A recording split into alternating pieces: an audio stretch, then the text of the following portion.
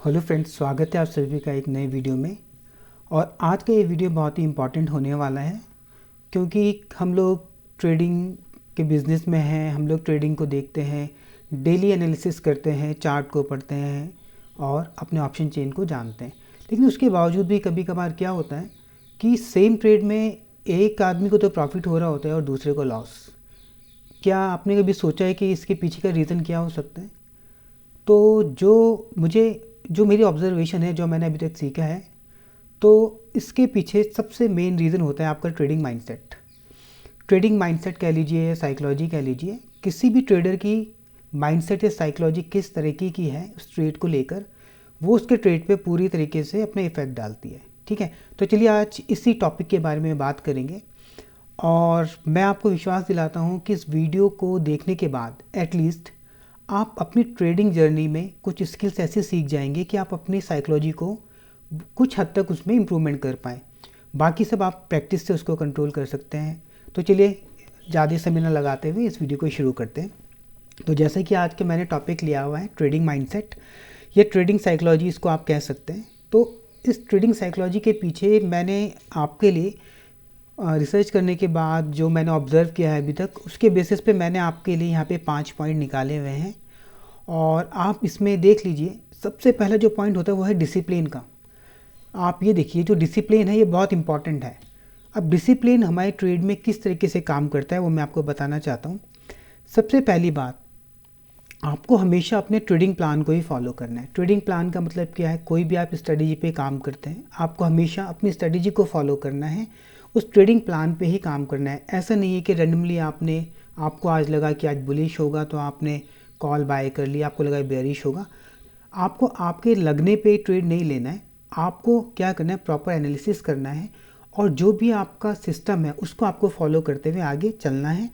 तो डिसिप्लिन का एक पहला चीज़ तो ये है कि आपको अपने सेटअप को फॉलो करना है। हम जैसे अपने ऑप्शन चेन की बात करें तो हम हमेशा अपनी वैल्यूज़ का वेट करते हैं। जब हमारी वैल्यूज़ आती है तभी हम ट्रेड के लिए आगे बढ़ते हैं। और ट्रेड को बढ़ने से पहले उसके पीछे बहुत सारी हमारे पास क्या रहता है, एनालिसिस रहते हैं कि इसको हमें ट्रेड को करना है, नहीं करना है, या क्यों करना है, या किस वजह से इसको ड्रॉप कर देना है। ठीक है। दूसरी बात अगर हम करें कि आपको क्या करना है, कभी भी इमोशन बेस्ड ट्रेडिंग नहीं करनी। इमोशन बेस्ड कैसे हुआ कि मेरे को लगता है कि यार आज तो मार्केट बुलिश हो रहा है तो मैं कॉल की तरफ जाऊंगा। आपको ट्रेंड को फॉलो करना है, आपको चार्ट को रीड करना है, या आप अपना एलटीपी कैलकुलेटर यूज़ करते हैं तो आपको पता है कि आप अपने ऑप्शन चेन को देख के उसको गैस कर लेते हैं कि अब ये इसका मार्केट को किस तरफ मूवमेंट होने वाला है। तो इमोशन बेस्ड ट्रेडिंग इसलिए नहीं करनी कि आपको क्या लग रहा है, इससे मार्केट को फ़र्क नहीं पड़ता। मार्केट तो अपनी मूवमेंट करेगा, आपको मार्केट के हिसाब से अपनी मूवमेंट को चेंज करना है। तो आपको अपने माइंडसेट में एक ये चीज़ लानी पड़ेगी कि आपको बहुत ही डिसिप्लिन बन के आपको ट्रेडिंग में आना पड़ेगा। ठीक है। तो चलिए इसके बाद जो हमारा सेकंड पॉइंट होता है वो बहुत ही कॉमन है लेकिन बहुत ही मेजर रोल प्ले करता है, वो है रिस्क मैनेजमेंट का। अब ये रिस्क किस तरीके का हो सकता है? देखिए, जब भी आप ट्रेडिंग में आते हैं तो आप ट्रेडिंग में कोई भी ट्रेड इनिशिएट करते हैं तो इनिशिएट करने से पहले आपको पहले से ये सोच लेना चाहिए कि जिस ट्रेड में मैं इनिशिएट करने जा रहा हूँ उसके पीछे मेरा स्टॉप लॉस कितना होना है, या उसके पीछे मैं गंवाने के लिए कितना रेडी हूँ। उसके ही बेसिस पे आप अपने प्रॉफिट को आगे कर पाएंगे। अगर आपका कोई रिस्क मैनेजमेंट है नहीं, स्टॉप लॉस आपने फॉलो नहीं किया, बस आपने ट्रेड ले लिया, तो वो कितनी बुरी तरीके से आपकी कैपिटल को डैमेज कर सकता है वो आप सोच भी नहीं सकते हैं। एक ट्रेड आपकी पूरी कैपिटल को वाइप आउट भी कर सकता है। तो आपको क्या करना है? रिस्क मैनेजमेंट का ध्यान रखना है। कोई भी ट्रेड लेने से पहले, जैसे हम अपने ऑप्शन चेन में देखते हैं, हम डाइवर्जन से डाइवर्जन पे जाते हैं तो हमारा रिस्क ऑलरेडी डिफाइन रहता है कि अगर इस डाइवर्जन से नीचे गया तो हमें इसको मर्सीलेस इसको काट देना है, इस ट्रेड को हमें नहीं रखना है। अगर हमारे फेवर में जा रहा है तो हमारे पास ऑप्शंस होते हैं कि हम उसको ट्रेल करें या डाइवर्जन टू डाइवर्जन पे हम उसको कट कर लें। तो रिस्क का मैनेजमेंट बहुत ही ज़्यादा ज़रूरी है अगर आपको लॉन्ग टर्म तक ट्रेडिंग में टिके रहना है, क्योंकि मार्केट तो डेली ही आएगा, मार्केट डेली ही चलता है, लेकिन आपकी कैपिटल अगर एक बार वाइप आउट हो जाती है तो उसको दोबारा से आपको इकट्ठा करके ट्रेडिंग में आने में बहुत समय लग जाएगा। और इससे जो आपके दिमाग पे नेगेटिव इम्पैक्ट पड़ेगा, जो आपकी साइकोलॉजी गड़बड़ाएगी, उससे आपको आगे बढ़ने में जहां आपको 2 साल 1 साल लगने थे वहां आपको 5-6 साल लग सकते हैं। तो ये बहुत ही ज़्यादा ज़रूरी है कि आप अपने रिस्क को मैनेज करके चलें। रिस्क मैनेजमेंट रहेगा तो आपको कम से कम इतनी तसल्ली है कि इससे ज़्यादा मेरा लॉस होने वाला नहीं है। तो हमेशा ट्रेड को आप प्लान करने से पहले अपने स्टॉप लॉस को ज़रूर उसमें लगा के काम करें, ठीक है। रिस्क मैनेजमेंट में आपने एक चीज़ ये देख लिया।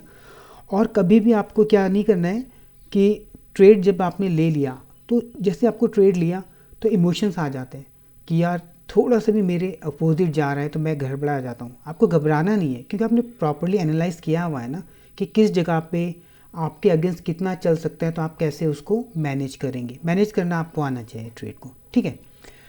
अब जो थर्ड पॉइंट है वो है इमोशन को कंट्रोल। अब इमोशन को कंट्रोल कैसे कर सकते हैं, देखिए इमोशन में बेसिकली 2 चीज़ ऐसे हैं, एक तो आपको ग्रीड और दूसरा फेयर। ग्रीड कैसे होती है कि आपको लग रहा है मेरा ट्रेड चल रहा है तो मैं इसको और चलाता हूँ, जबकि कभी भी कोई भी एक बड़ी सी कैंडल आएगी तो आपके पूरे प्रॉफिट को वाइप आउट कर देगी। आप जहाँ से चले थे वहीं पे वापस आ जाएंगे। तो आपको ग्रीड नहीं करना है। आपका जो एक डिसिप्लिन है, जो आपने अपना सेटअप फॉलो किया हुआ है कि मेरे को एक डाइवर्जन लेना है या मेरे को 30 पॉइंट लेने हैं, आपको उसके अकॉर्डिंग हमेशा चलना है। दूसरी बात फेयर। अगर आपने कोई भी ट्रेड लेने से पहले प्रॉपर एनालाइज कर रखा है कि मुझे अपने ट्रेड में अपने एक डाइवर्जन का 50 पॉइंट्स का आपका स्टॉप लॉस है, 50 पॉइंट का आपका टारगेट है, तो वहाँ पे आपको फेयर तो आ नहीं सकता है क्योंकि आपने ऑलरेडी डिसाइड कर रखा है कि इससे ज़्यादा मैं मार्केट को देने वाला नहीं हूँ।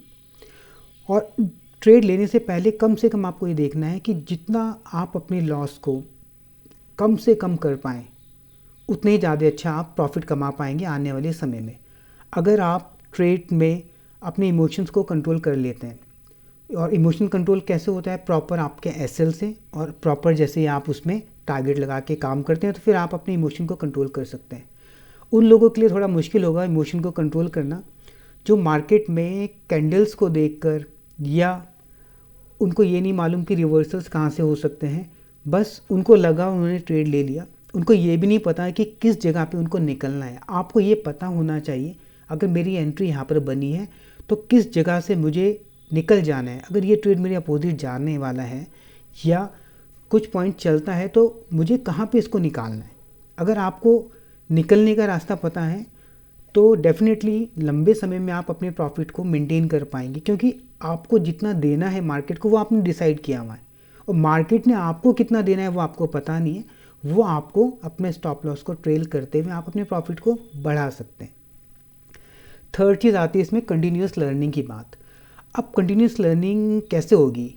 लर्निंग का मतलब हो गया कि हमेशा आपको कुछ ना कुछ सीखते रहना है, कुछ ना कुछ आपको एक्सपेरिमेंट करते रहना है। अगर आप किसी भी सेटअप पे काम कर रहे हैं, किसी भी स्ट्रेटेजी को फॉलो करते हैं, तो आपको हमेशा उस स्ट्रेटेजी को मॉडिफाई करते रहना है, मार्केट के अकॉर्डिंग उसको प्लान करते रहना है। ऐसा नहीं करना है कि आपकी स्ट्रेटेजी जो 2 साल पहले से चली आ रही है आज भी आप उसी को फॉलो कर रहे हैं। आपको क्या करना है, मार्केट के अकॉर्डिंग आपको अपनी स्ट्रेटजी को मॉडिफाई करना, आपको उसको चेंज करना आना चाहिए, तभी आपको मार्केट में आप लंबे समय तक टिकेंगे। ये माइंडसेट आपको तभी आ पाएगा जब आप धीरे धीरे मार्केट को ऑब्जर्व करेंगे, धीरे धीरे ट्रेडिंग करेंगे। और मैं बेसिकली ये वीडियोस उन लोगों के लिए को ध्यान में रख के बना रहा हूँ कि जो लोग अभी ट्रेडिंग में आए हैं और जो लोग अभी नए नए ट्रेडिंग को सीख रहे हैं या ट्रेडिंग कर रहे हैं, तो उनके लिए मेरी एक हम्बल रिक्वेस्ट है, कभी भी मार्केट में बड़ा पैसा लेकर, बड़ी कैपिटल लेके मार्केट में ना आए जब तक कि आपको मार्केट के बारे में पूरी नॉलेज ना हो जाए, मार्केट को आप अच्छे से ना समझ लें और आपको ये ना पता हो कि किसी भी ट्रेड में उनका होने वाला लॉस कितना हो सकता है। और बिना इसके आपको कभी भी बड़े पैसे से ट्रेड नहीं करना है। आप अगर सिंगल लॉट से करते हैं तो कम से कम 1 महीना, 2 महीना, 3 महीना आप सिंगल लॉट से कीजिए। अगर आप 3 महीने में एक सिंगल लॉट से प्रॉफिटेबल हैं तब जाके आप 1 लॉट को 2 लॉट में कन्वर्ट कर सकते हैं। पर अगर आप 3 महीने तक भी कॉस्ट टू कॉस्ट हैं तो अगले 3 महीने फिर ट्राई कीजिए।